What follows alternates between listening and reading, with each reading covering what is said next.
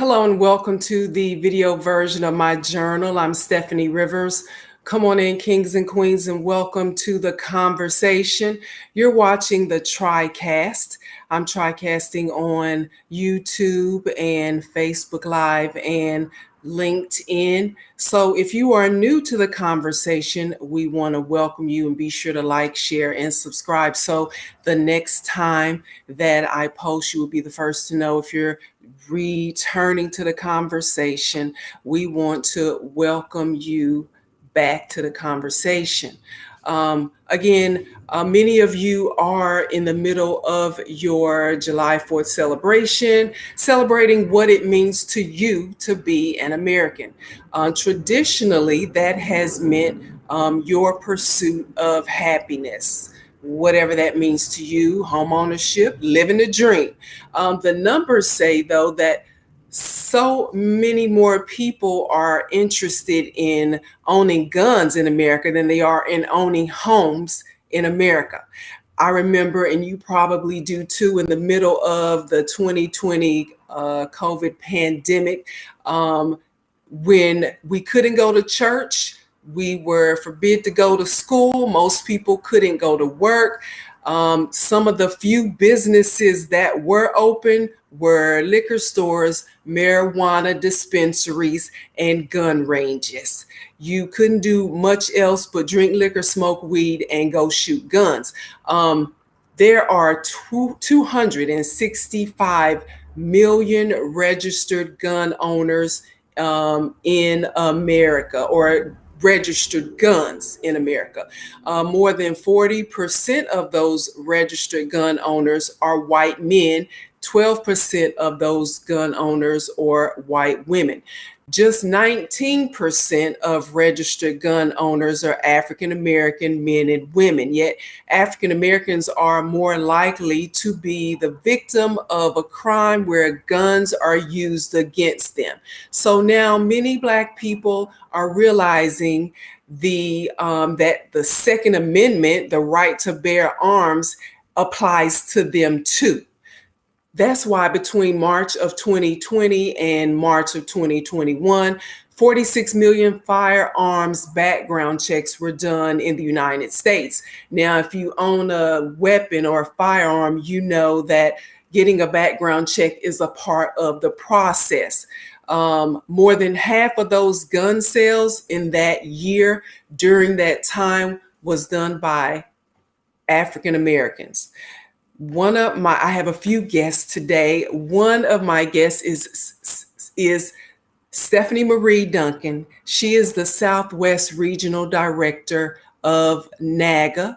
NAAGA is the National African American Gun Association, and we want to talk with her today. So we're going to bring her in, and we have a few other guests who are members of their chapters around the country. So we're going to bring Steffanie in and just talk to her about the successful regional conference that we had in Texas just last week. Welcome, Steffanie. How are you doing? I'm well. How are you, Stephanie? All is well. So while we're hearing from you about how you got started and why you were interested in being a part of NAAGA and one of the leaders and regional director, tell me about that. And then I'm going to, as a matter of fact, I might be able to bring it up first. The video, it's just a short video that we're going to show that had where you were opening up our conference last week. Only 2 months of planning, y'all. Okay? We started Monday, plan for next year. If you're interested, you want to be on the committee, let us know. We're going to be sending out an after survey. Please look forward to completing that. Provide all of your honest feedback. Anything that we could do better, let us know. Anything that you want to see for next year, let us know. That's enough about next year. I appreciate you all. This is the first annual Southwest Regional Convention. I am Steffanie Marie, the Southwest Regional Director.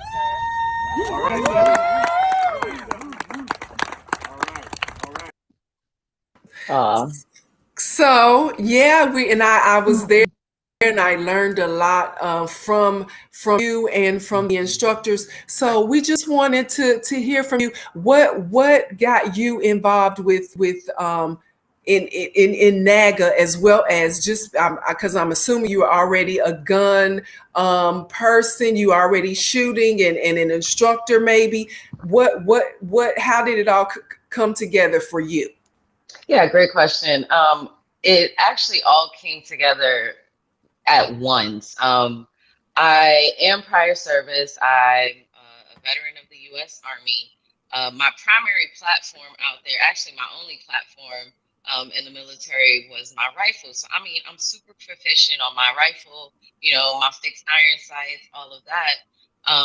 But I wasn't proficient in the pistol. I didn't know how to operate a handgun. So fast forward a few years, I moved down to Florida. I was in the St. Petersburg, Tampa area, and I really don't know what was the catalyst, but I did see a firearms class. It was led by a man. Shout out Jesse. He is still my mentor, and he is still super dope.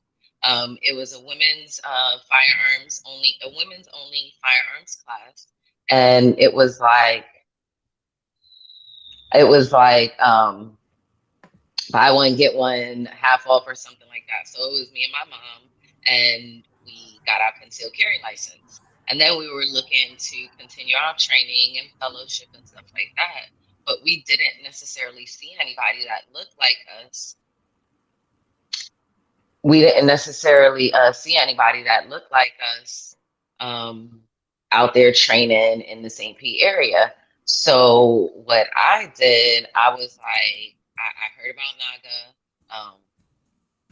I knew that there was a chapter down in the SoFlo area, South Florida. There was a chapter in Orlando. I started fellowshipping with them, reaching out to them, but realizing that, that drive is crazy. Like from St. Pete to South Florida, 4 hours. To Orlando is 2 to 3 hours. So I was like, hey, let's, do something like that out here in the St. Pete area. So that's when I reached out to NAAGA National, and I was like, hey, can I start a chapter out here? And they agreed. They let me, ran my background, did all of that. And then simultaneously, I was like, hey, I want to have something to provide to my chapter. So that's when I started my journey to become an instructor. However, before, things really got up and running with my, I was there about 1.5 years. The chapter was growing. And then my job pulled me, my regular 9 to 5 now pulled me out to Houston. When I got out here, I realized there was already a Houston, there was a chapter. So I'm not, I didn't need to start one.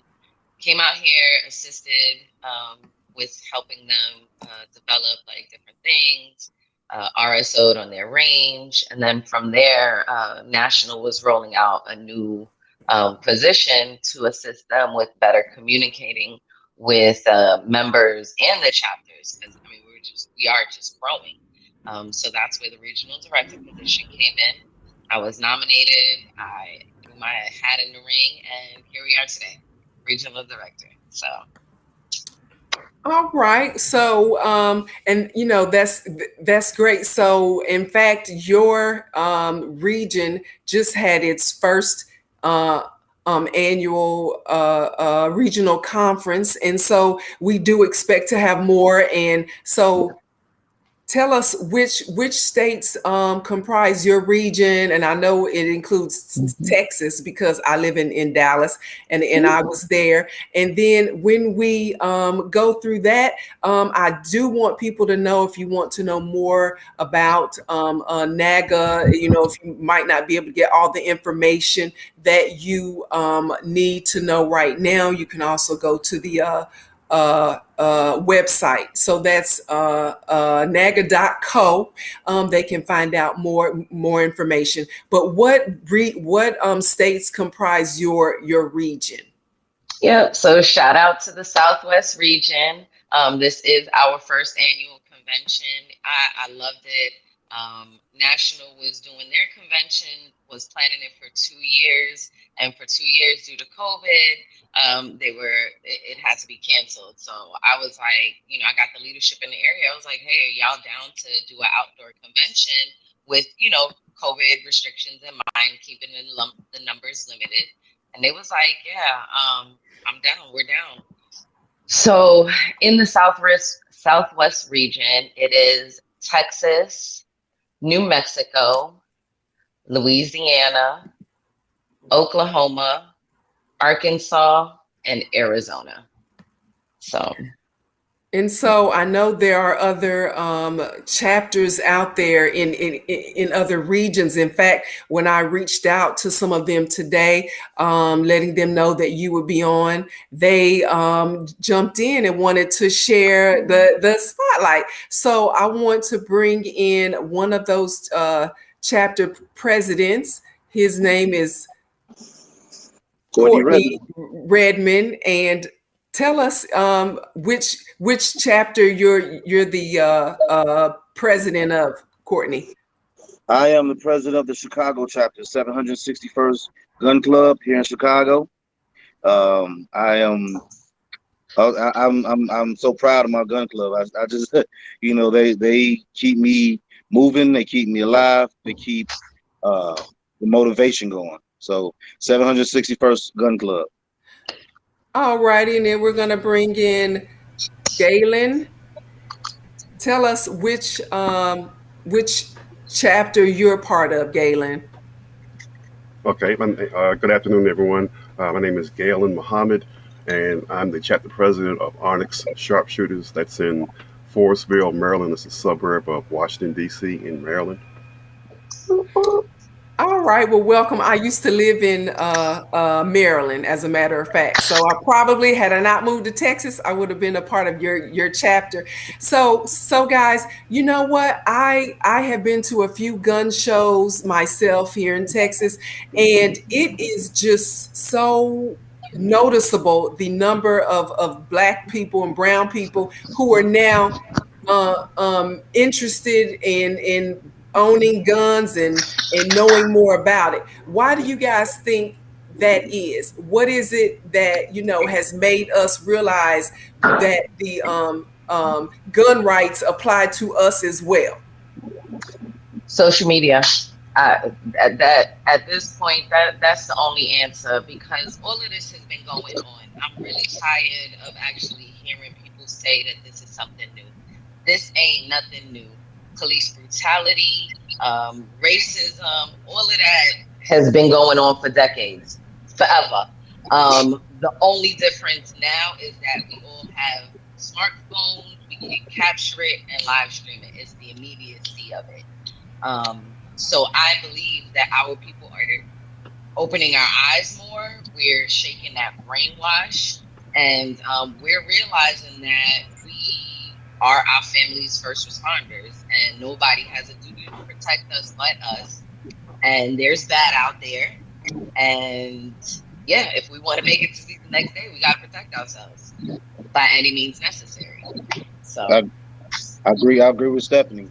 One of the biggest things or driving things is people see what's going on. They thought about the pandemic, they thought about the riots, thought about them protecting themselves. We often, in all times, we can't rely on the police officers to come protect us. So we have to be our first responder, like Steffanie said. So the first line of defense is yourself, and we have a lot more Black people starting to realize that. We have seen a growth and a movement, especially here in Chicago, because people want to protect themselves. I agree. Galen, has that been your experience? Well, yeah, I agree. Again, living here in what I call gun-hating Maryland, our gun laws are so much different from those in Chicago and in Texas. Try Illinois. I'm sorry, brother. I'm sorry, bro. I'm sorry. I meant to say Illinois. So yeah, but I'm saying, but in Maryland, it's terrible. I mean, just to get a concealed carry, we have to go through a 90-day process. I applied for Pennsylvania once I got my Maryland, and it took them 30 minutes. So Hmm. it's a major difference. For me, again, my background is somewhat similar to Stephanie's in that I served in the Maryland Army National Guard. I was an officer, and that was several years ago. However, my wife and I had an agreement worked out. Whereas, you know, in our house there would be no dogs and no guns. So Hmm. I was not a gun owner, and I actually had heard of NAAGA through the grapevine. Sort out the information. Just in fact, our club just celebrated its first anniversary, so we're new at this. And it wasn't until November we were chartered in May 26th of last year, and I didn't get my first gun until November. So Hmm. this is all new to me. And in the process, of course, in Maryland, we have something called the HQL license. So in order to get a handgun, you have to get that handgun qualification license in order to buy a gun here in Maryland. So we were sending people outsourcing to this source, that source, and I asked myself, well, how do we get here in our chapter handgun qualified?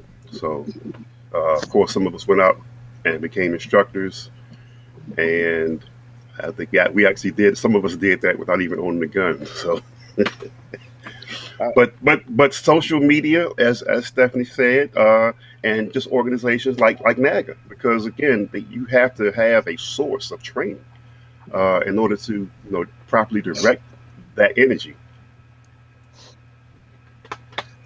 Okay, and you know what? I know that my experience or my experience with guns is that I had a stalker Hmm. 20 years ago, and then I felt like I needed to protect myself, so I went and bought a gun and started practicing with that, and then I moved from one state to another, and I kept it. And then as things started to happen, I thought, well, you might need more than what you have. And so then I learned about NAGA, and of course on the website it talks about training, and so I know I needed more training than what I was going to get at um, ladies' night, at the range. So I joined, and I've been a member over a year, and I have learned a lot about uh, technique and how to hold the gun, what to do, being more proficient with it. So it certainly has helped me. But a lot of women are depending on the man in their life to be gun savvy and to protect them. So Stephanie Marie, talk to us about why it's important for women to be more proficient with their self defense and knowing more about guns and how to protect themselves. Yeah, absolutely. So it's twofold. So one, for the single women out there, I mean, you don't have a man to protect you. There's no, the cavalry's not showing up. Um, you are the man of the house. Really, not really. That's where your tool comes in. And then for the women that do have the men, don't we claim that we want to be, with their backbone, with their rock. Well, you got to be just as proficient as your protector. God forbid he's not there. God forbid he goes down. Something happens. You're gonna let him go into the line of fire alone. What that says about you. Um, but that actually just ties into my personality. Like we doing this together. It's a family thing. Yeah, we all training. So, yep, that's my thoughts. So um, I'm sorry, Stephanie. Not Yeah. Stephanie. The other Stephanie. Give an interview. I didn't hear the question. I'm sorry. well, I was just saying that a lot of women depend on the man in their life for security, and that, like, she's saying that a lot of us either don't have a man in our life, or if you do, you want to be a partner, you know, in the security of your family. So, and that's why it's important for us to not just depend on the man in our lives to be the person in charge of that. During the conference last weekend, a lot of the guys said, yeah, you know, I'm married, but my wife doesn't like guns, like you were just saying. And, or, you know, she hates guns, doesn't want it in the house, and, or she didn't attend, but they attended. And, you know, it's like with, you know, money, you know, you don't want to depend on one person to know everything about the bills, because if something happens to that person, now what? So you want to be a partner and have some proficiency in what is expected in case, you know, something goes down. So a lot of us, you know, are trying to build our chapters. Talk to us, guys, about how the process for building your chapters. Are you, is it easy to find people? You know, are we accepting everybody in our chapters? Do you have to qualify to be a member of NAAGA? How does that work? I'll One let of the first, Corey and Galen. Yeah, go ahead. yeah, one of the first things that you want to do, or even with building a chapter, is what you want. What do you want to classify yourself as? Do you want to classify yourself as a 501c3 or 7? Next thing about building a chapter is finding people that are willing to train. Yeah, we spend money on our firearms, but it's all in the safety of our firearms, and it's all in learning how to be more proficient and effective with our firearms. So one of the biggest things is getting the education, right? The training and the education out there to the people. We try to make it as cheap as possible. It's not always feasible or really economical, but we always try to make it as cheap as possible, because you never know what budget people working with. But we also try to make sure that our training is quality, our training is precise, and we are up on the current law. Illinois, well, I was saying earlier to the brother Galen, he's talking about the Maryland laws and how they have to get a card. Same thing with Illinois. We have to have a FOI card in order to get. We have to have a FOI card in order to get a firearm and ammunition, and even a stun gun. You can't have a stun gun unless you have a FOI card. So that's what I meant by saying try Illinois. Because Illinois, every day they're trying to make a new gun law. They just came up with something about fingerprints. So building your chapter, you have to have a knowledge of the law, and you have to be able to pass that knowledge down to your constituents. So how was it for you to build in Maryland, Galen? Well, again, building in Maryland was funny because, like I said, we sought the information out, and I talked to Mr. Price back and forth several times, and we got started. Myself, my vice president, who's a lady in the club, and we went from 2 members in 30 days to 52. No advertising, no begging, no pleading. Just putting it out there on the I guess on Facebook, because that's where we started off, really on a Facebook group. And here we are now, same methods, and we have over 180 members. So we weren't seeking out anybody, because again, at that time, the closest chapter to us was in Maryland, but it was like over an hour away. And there was a chapter that started around the same time we did in New Carrollton, and then chapters started popping up in PG County. Like right now, we have, I think it's 4 chapters in Prince George's County. And I know the goal is not to have too many chapters within a 25-mile radius, but given the demographics of Prince George's County, I informed Mr. Price. I said we can actually use 4 more chapters, given Black people here in PG County. because again, with 180 members, I mean, if it was not for COVID and us not seeking out like Zoom or some means of Teams or some means of virtual meeting, I'm not sure where we would meet. So, Stephanie Marie, talk to us about the challenge of training. I know that it's more to get to training people than just showing up and them shooting guns. What about, because I know we used to have, or we started out, and it might be a periodic training where we did the conference calls with NAAGA, and we learned about a nest and building that nucleus of people that in case of an emergency, you can depend on those people to for supplies and to help you. So talk to us about the extended training that people would get if they became a member of NAAGA. Yeah, absolutely. So locally in the chapters, a lot of the chapters have instructors. Many of the chapter presidents are instructors and training counselors.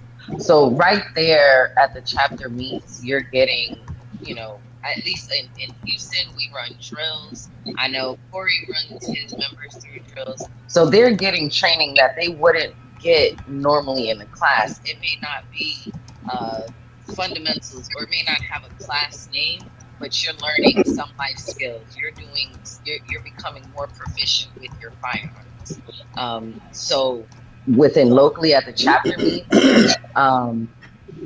excuse me, and then what national is rolling out is their own curriculum for firearms training. Right now, we have the first 23 certified firearms instructors.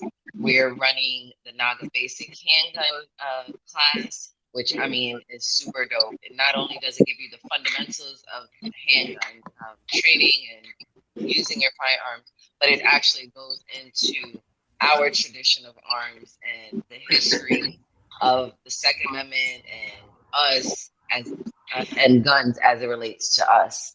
And then just as we grow, we're going to continue to develop more courses. We have our hands in many pots, so everything is just continuously growing. Okay, Guys, I know that one of the benefits of being a part of NAAGA as well is it. I guess I should I feel like I need to cough. Hold on. Excuse me. Sorry about that. I know that gun owners or gun shop owners is there's a shortage of people who look like us, who own gun supply stores and own gun stores. Is that something that is a benefit to being a part of NAAGA, is that if you have a business like that, you can be affiliated with NAAGA, and it helps to draw more people to your store, your service, or your product. absolutely. NAAGA has, I mean, I want to say over 60,000 members at this point. They have their quarterly, monthly newsletters that we send out. So any business that is affiliated with NAAGA does get that access to us, to our buying dollars. And as we're starting to realize, as other cultures are starting to realize, our buying dollar holds a lot of weight. So yes, as a business owner, not saying that this is the only benefit that you should look for, but especially if you're in the 2A community, we want to support you. We want to give you our dollars.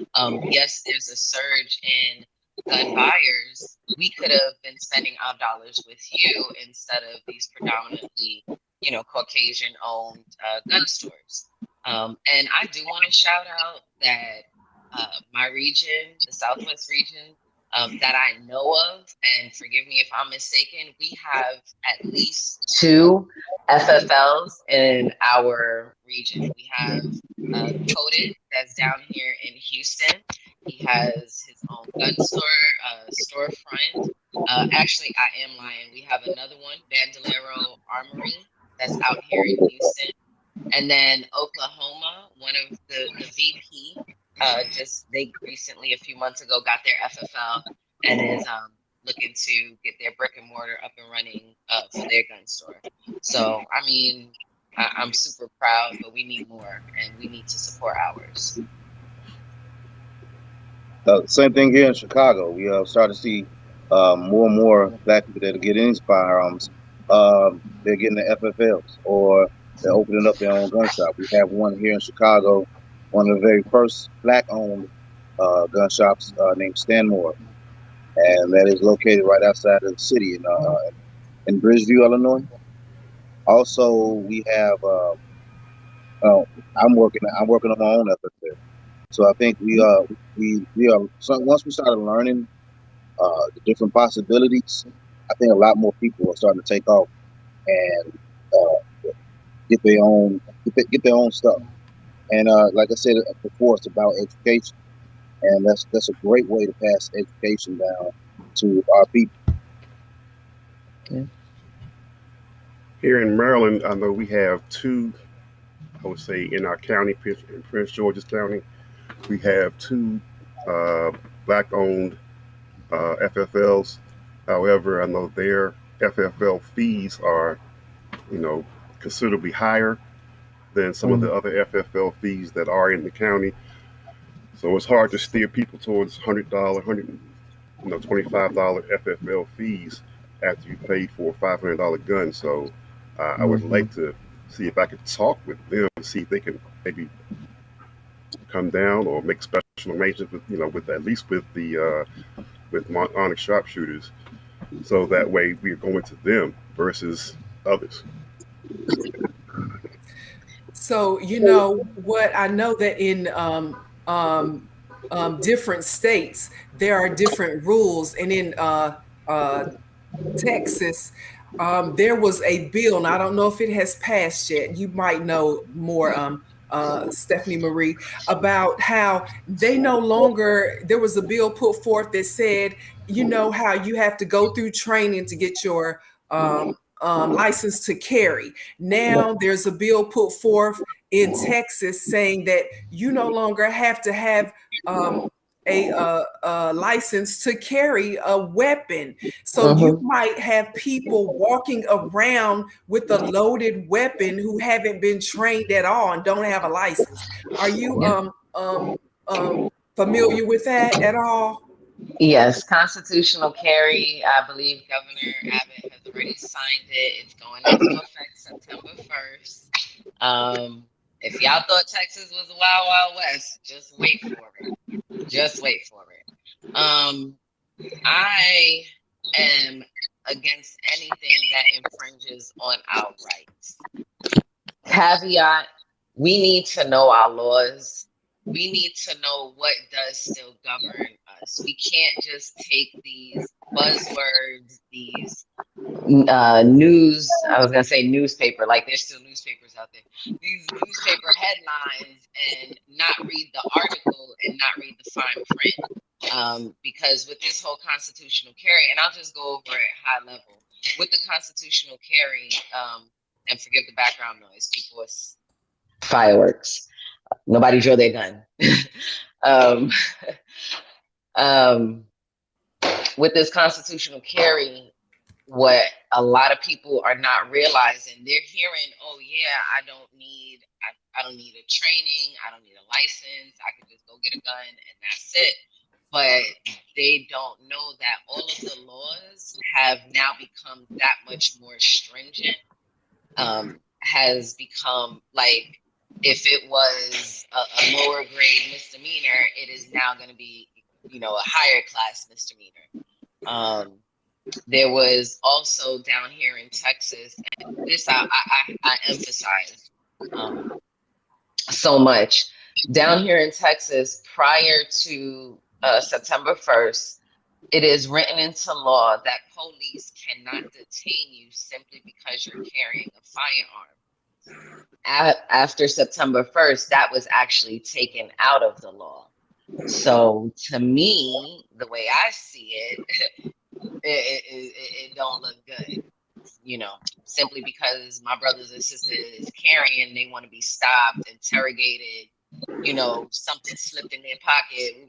All types of bad scenarios happen after that. So yeah, that's my thoughts on it.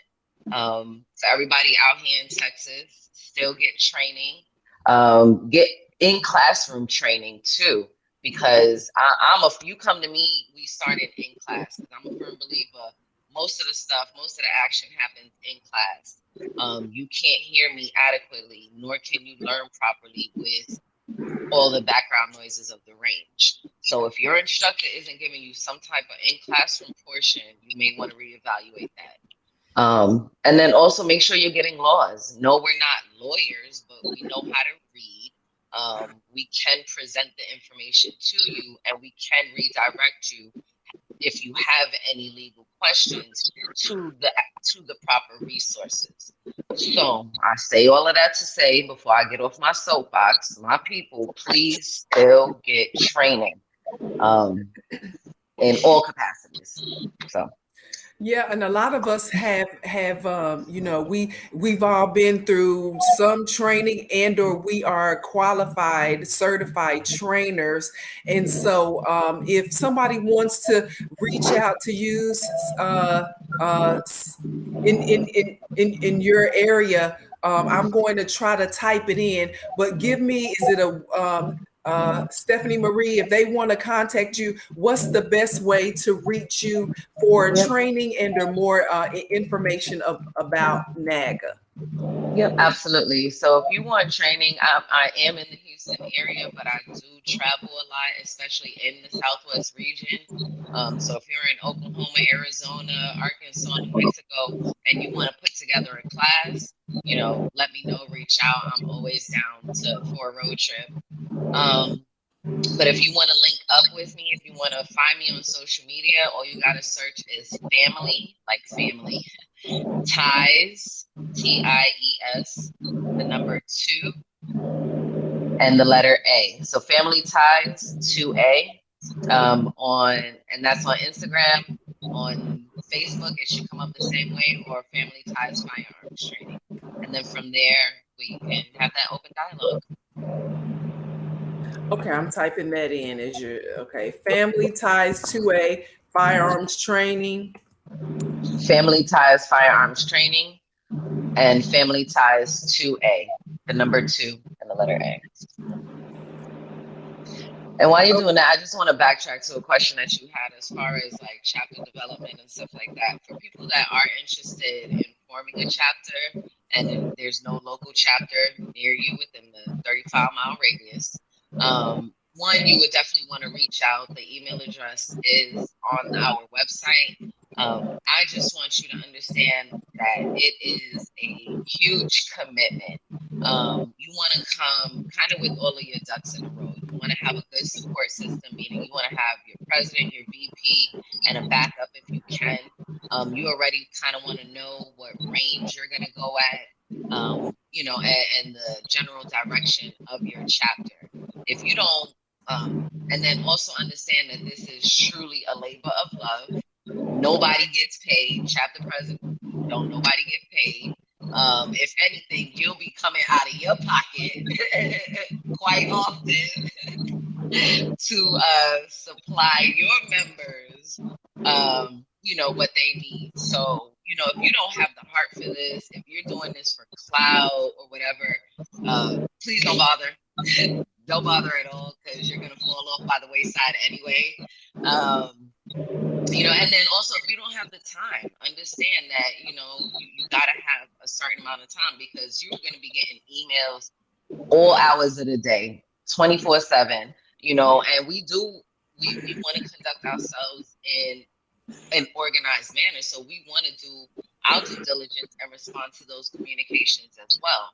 So, that's why it's important to have that good support, that team, and that time commitment. So if you are interested in starting a chapter, please reach out. But please keep in mind what I just said to you.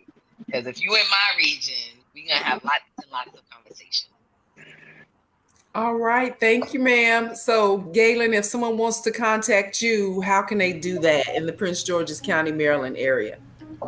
In Prince George's County, basically, I don't want to go high level, but of course, you can go to naga.com.co. I'm sorry, naga.co, and look us up in Maryland. We're under Onyx Sharpshooters. We're actually the oldest chapter in PG County.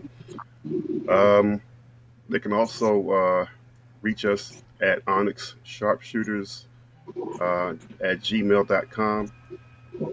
And we do have, like I said, my vice president, she is a certified trainer as well. So she does have, and she is working on some ladies classes. So when a lady doesn't work necessarily with a male instructor, we do have two lady instructors in our club.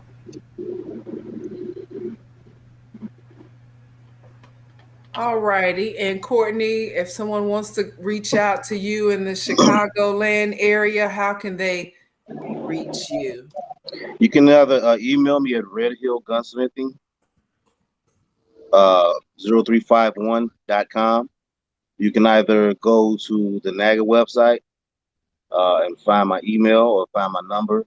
You can call the actual number that we have listed there.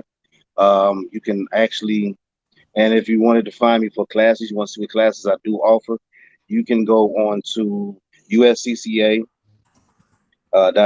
and look up my name, which is Courtney Redmond, or Red Hill Gunsmithing.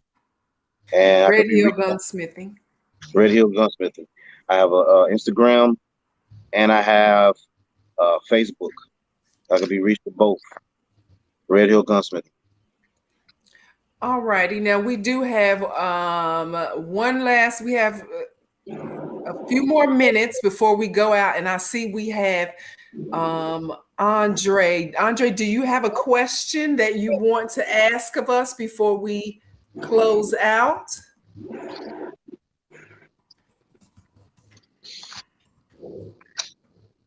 I'm going to see if Andre has a question. In the meantime, let me see if I have covered all the questions, because now I know we recently got an email, and Steffanie Marie, you might be able to answer this one, and where from the national headquarters, they mentioned something about traditional memberships versus virtual memberships. Are you familiar with that? What is a virtual membership versus traditional? Those are for members, at-large members that don't have a local chapter and cannot get to one, and we don't necessarily have one in the works immediately. That is absolutely not a substitute for your local chapter. That is for our at-large members that there's not a local chapter near them. We still highly encourage fellowshipping, getting out there. There's nothing like human interaction, face to face. Not on phones and using technology. But I think it's awesome because we have a bunch of at-large members and we can't service every area all the time. So we're offering that as well. All righty. So Andre, I'm going to bring him in, and he is a part of the Kansas City NAAGA chapter, and then we'll close out with him. So Andre, welcome to the conversation. I was asking if you had a question, but you're actually already a part of the NAAGA chapter in Kansas City. Is that true? Hey, yeah, okay, yeah, we can hear you now.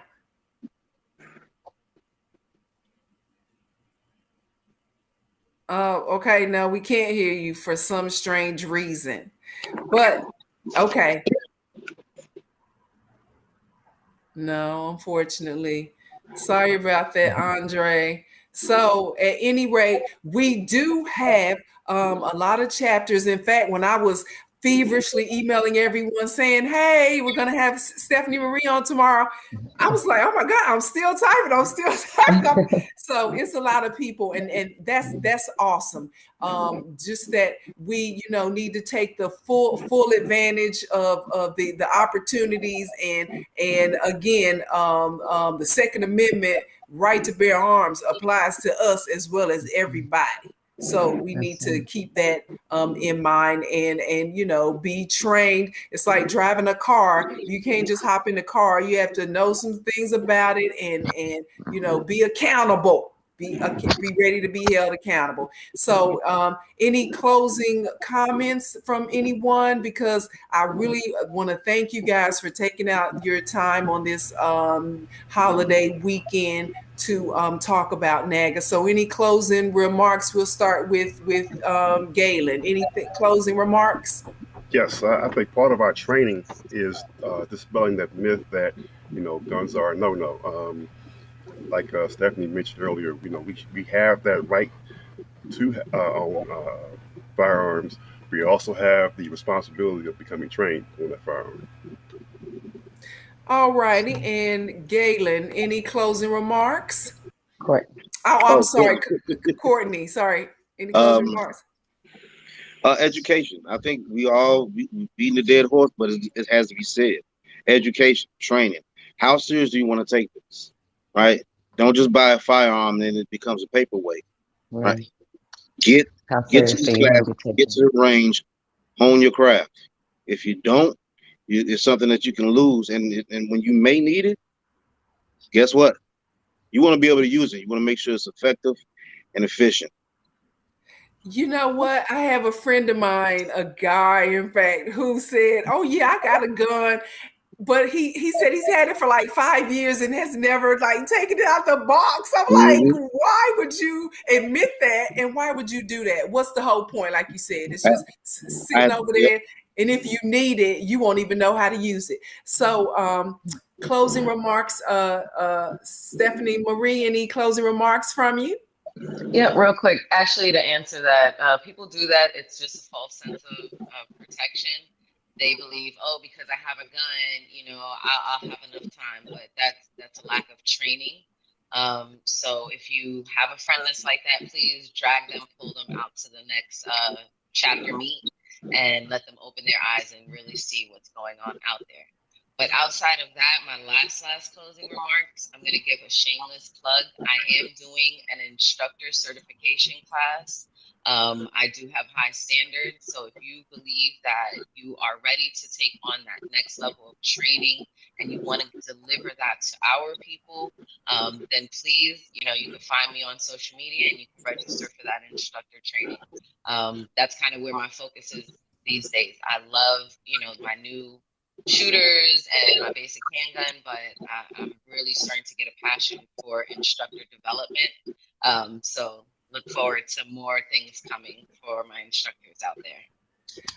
All righty, sounds good. So we are glad that, and hopefully this will lead to a few more people contacting you in your area. And again, the national website is NAAGA.co, NAAGA.co, to find out more information about NAAGA. So again, guys, thanks so much. And you guys have a great rest of your weekend.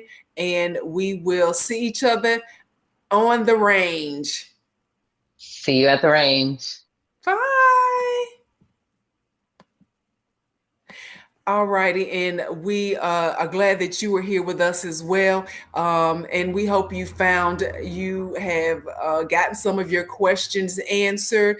And again, this will be reposted on social media and on my sites as well. To find out more about the things that I care about, you can go to the written version of my journal. It's at eurweb.com. Thanks, and you have a super day.